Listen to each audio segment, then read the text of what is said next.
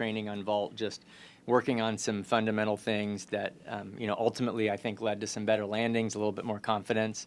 I thought that they handled the night, the environment, competing against a team that we used to coach, like that whole narrative. I think that they handled it really, really well. So was really proud. I think it's another positive step for us. We come away with a good score, and we continue to get better. So I'm really happy with how they did tonight. Yeah, we talked before we went into the meet tonight about the opportunity that you have to go out every time you play sports and celebrate the chance that girls and women have to be in sports. And yesterday, Justin was reminding them of the date of Title IX when that became an option. And we set a purpose for today, and with this week being National Girls and Women in Sports Day and the celebration this week, to make sure that we were honoring all of the people who didn't get the chance to do that. And every single little girl out there tonight watching who is hoping that they can be them, and that you get to carry that with you every single time you get out and compete. And I think that that purpose really showed through everything that they did tonight. One of the things that we've been super impressed with as well, with this team in particular, looking back at where they were in their past versus where they are now, things that used to throw them off the equipment or be major mistakes, they're so present now, and they're confident. And we watch them manage those moments and adapt and find solutions to their problems as they're in their routines. And I think that that's what's most impressive. They don't let the moment get too big for them that they can't stay present and make an adjustment. And that's been super impressive to see. I think each week you see that more and more in them. And they compete with pride and knowing that they've put in the work every single day in the gym and that they're ready for this moment. And I think that you can feel it when they're competing, and that's pretty cool to see.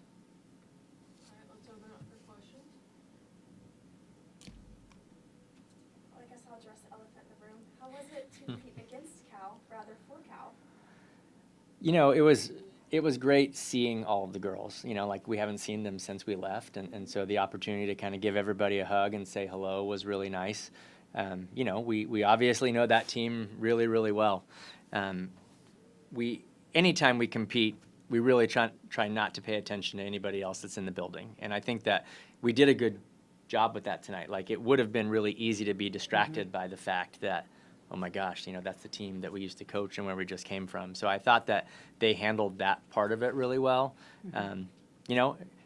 Good team, good meet. I mean, we literally, battled it out all the way to the very, very end. And so it was a great competition. And again, I think just doubling down on the fact that they handled all of those different moments really well tonight. And those are the things that are going to continue to propel us forward throughout the rest of the season. Yeah. I think that for Ella in particular, this could have been something that was a big moment that could have thrown her. And I thought it was really impressive to see her, especially on floor, close out the meet the way that she did. Mm-hmm. I don't know exactly where the deductions came from that got her to the score that she achieved, but I thought that it was a phenomenal floor routine from beginning to end. And so on her part, she did everything that she possibly could have done to own that moment and put forth the best performance that she could. And that has to be hard. She loves her new teammates, but when you walk into a new path in life, you don't let go of the love that you have for your old teammates. And we don't let go of the love that we have for the girls that we used to coach. And so, that's another piece of the Girls and Women in Sports celebration part of it, is that we were going into today going, oh my gosh, like, we got to have a little piece of everything that's going on out there today. And we feel very blessed that's been a part of our life journey. Liz, we saw you sharing a lot of great moments at the end with girls you knew at Cal, and then of course with your Clemson girls as well. Can you just give us a peek behind the curtains? Tell us what that was about. What were you saying? Ellie, you're gonna make me cry. I miss them. You start relationships with these young people from some of them from the time, depending on when the rules changed. Some of them when they were in 8th grade. And some of them a little bit later, but we've watched them develop their dreams, decide what paths they're going to take in life, like watch them forge forward through things that are hard, things that are great. We've cried with them, laughed with them, all of those things. And it doesn't matter if we're there or we're here. Like, the coaching journey for me in particular is about being able to give them everything that I can give them that will help them get wherever they are going to go in their life.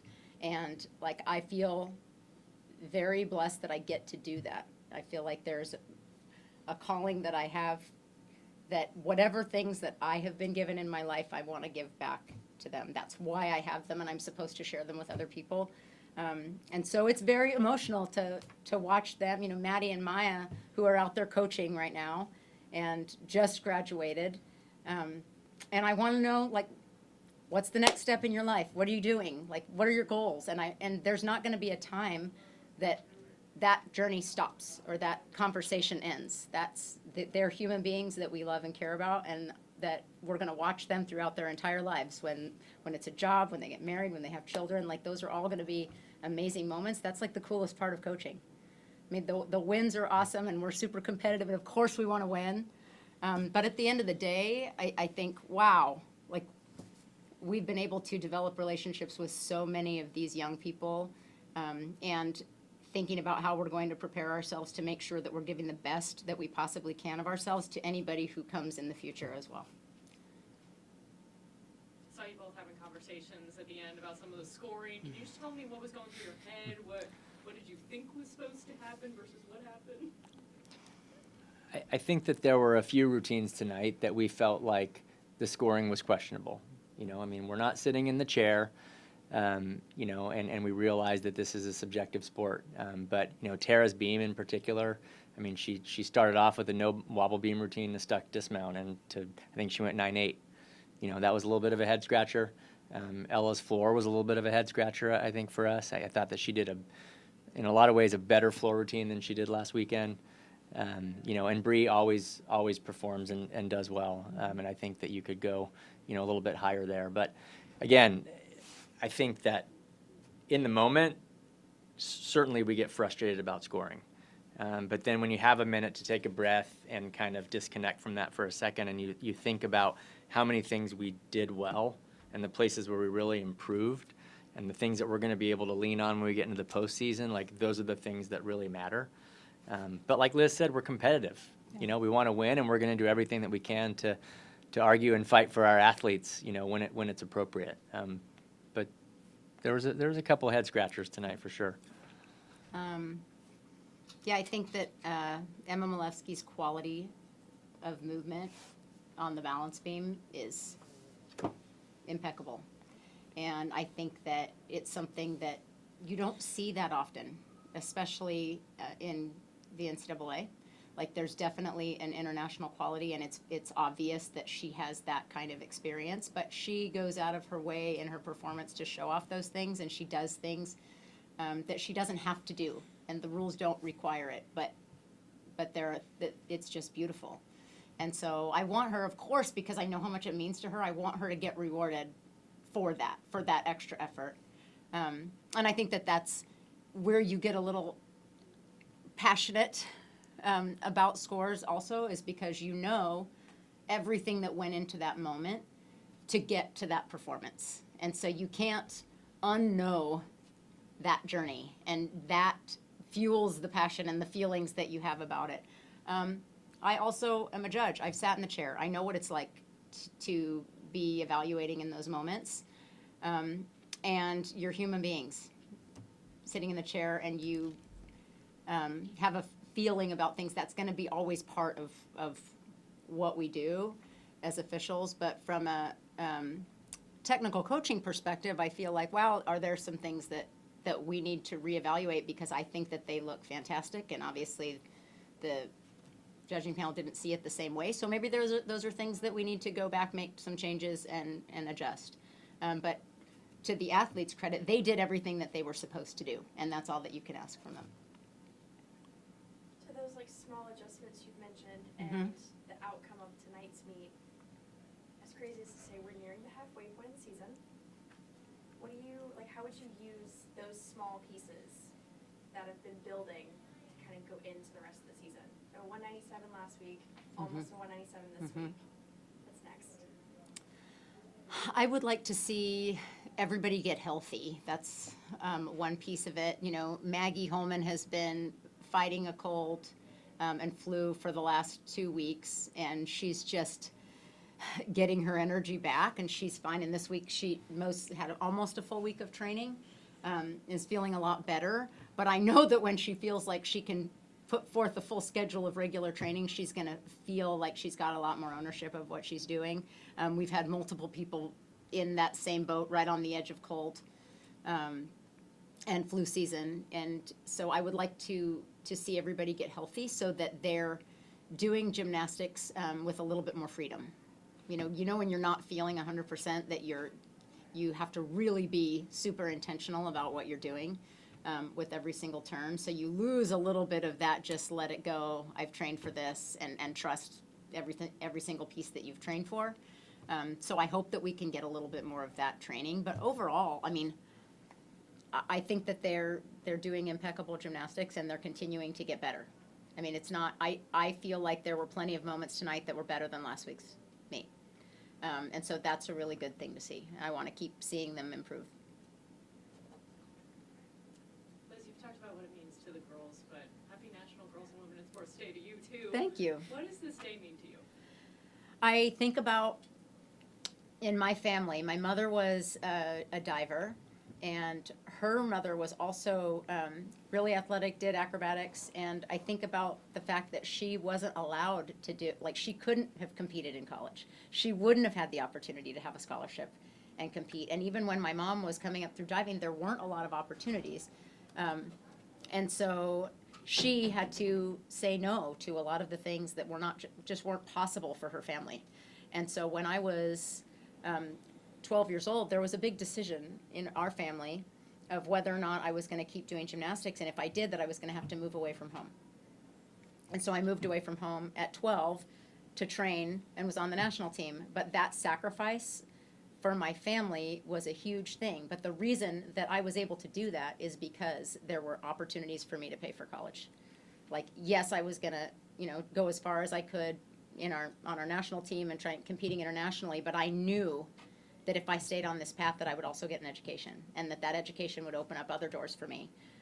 And I would have chances that my mother and my grandmother and their siblings did not have. And so, like, for me, that's the thing that's important, is making sure that I honor that and take advantage of every single opportunity that I can to help others. Liz, as a former gymnast yourself, your resume is amazing, and you've been to the top of the mountain, and you have worn the letters USA across your leotard. Mm-hmm.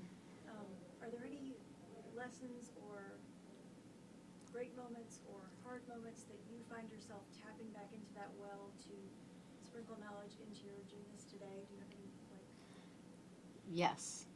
And this was a realization that I had in college when I made the decision that I knew that I wanted to coach.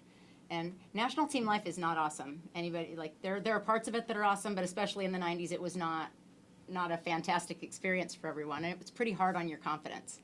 And so much about it is transactional. Like, did you make this team? Did you get this score? And when you don't do those things, you feel like a failure. Or at least I felt like a failure. And I felt like I didn't do the things that my family had sacrificed to bring me to that moment. And I actually took a little break from gymnastics. And by break, it was like 2 months, maybe, like the summer in between my sophomore and junior year of college. And during that time, I tried other sports. I tried different, got more into working out outside of gymnastics. And the thing that I realized most was that I really love gymnastics. Like, what we get to do and the things that gymnasts can do with with the human body are so cool. And that there's, in relation to all the people who live on the planet or have lived on the planet, there's a speck of sand number of people who can do what any of these athletes are doing in any given day. And so when I realized that what I was supposed to be focusing on was about taking the gifts that I had and growing them to their fullest each day. And that if I went into every single day and felt like I maxed out and I could walk away from each day without regrets, that was success. And that was like this life-changing moment for me to go, oh, that's what I'm supposed to do with this. And from then on, I loved every single moment of gymnastics. If you would have told me I could do it, I would have. Like, the chance that athletes have to go a lot longer, even in the elite world now, it's so amazing. But those are the things that I think about. You can't control scores. You can't control other people's expectations of you. I remember my dad said to me one time, other people's expectations are none of your business. and like those are the things that I take. But if I hadn't gone through that valley of feeling like, oh, I don't even know where my joy is for this anymore, I would never have come to that moment. So everything happened the way that it was supposed to. And those are the things that I convey to the girls. It's like, if you go through every single day and you got one day better, like you looked for the ways that you could improve and you put that day away and go, yep, like I did everything I was supposed to today, that's success. And if you feel like you've done that through a lifetime, how cool will that feel at the end? You will have rewards and you'll have an impact on a lot of people. And you'll allow a lot of people to have an impact on you during that time.